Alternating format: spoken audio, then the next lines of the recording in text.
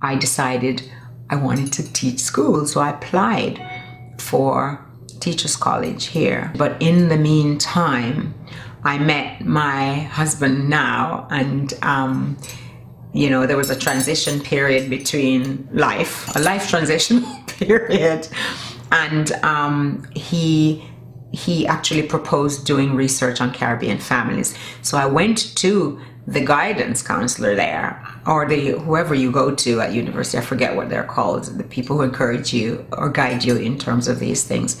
And I discussed my what I wanted to do with them, and they sort of led me to the path of doing a master's in sociology and anthropology at the time. My MA was a research MA, and the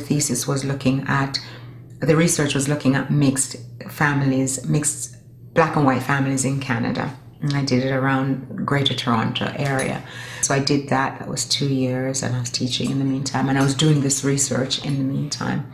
And then by then I thought, oh well, what's the next logical step? And the next logical step really was possibly going on to do a PhD, because by now I'm starting to feel like, having not gone to Teachers College, I have no skills. I don't have any skills to go in to do any kind of other work.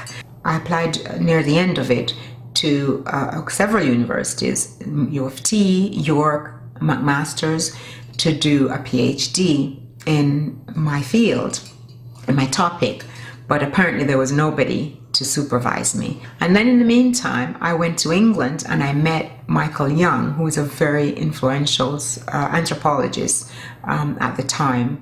And he was he had founded the Institute of Community Studies, which is now called the Young Foundation, in honor of him since he died.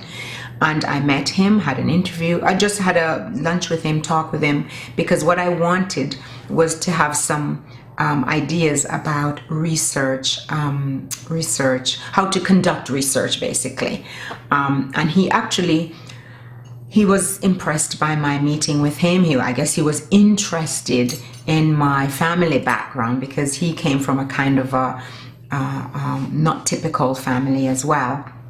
And to my surprise, I had got back to Canada after having met this man, and I got an email like 2 days later saying inviting me to come to a 2-week workshop that he was running himself at the Institute, all expenses paid, hotel paid, and a per diem a week for each week. So I went back and then to this workshop. And then I came back, and within after the workshop, within the first week, I got an email from him again saying, how would I like to come and study for my PhD in England? He was going to give me a fellowship of £25,000 per year. So effectively, he gave me £75,000 to study my PhD. And it was like, really?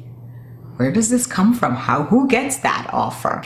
So basically, to wrap up, it's interesting how, it's been a long journey, and it's been a journey of, from day one, always wanting to be a school teacher, right? And it's been, I've done all of that, and then come back, and here I am. It's kind of a full circle in terms of my dream, because although I've been on different paths because of circumstances, and although now my main job is research, writing, publications, and all that stuff, a large part of my work is also teaching. And it might not be teaching primary school or teaching school, but I am teaching in university, and I'm teaching from an undergraduate all the way to PhD. So it's this whole idea of maybe never giving up your dream, and although you might go on different paths, and there's always in my mind this dream of wanting to teach, wanting to impart knowledge, and actually achieving that.